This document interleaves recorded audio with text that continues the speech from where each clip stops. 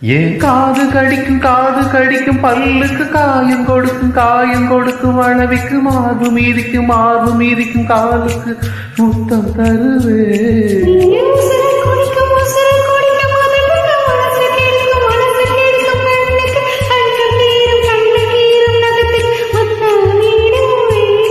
அடித்தும் பொழுதிலும் இம்மி அளவிலும் பிரியாதிக.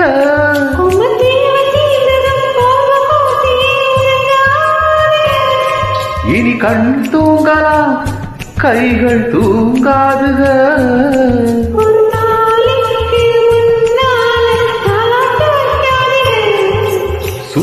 சுத்தி வந்தீக சுட்டு விழியால் சுட்டீக. முட்டாடும் ஆச முத்தி போக எத்தனை பொண்ணுக வந்தாக என்ன இடுப்புல சொருக பார்த்தா.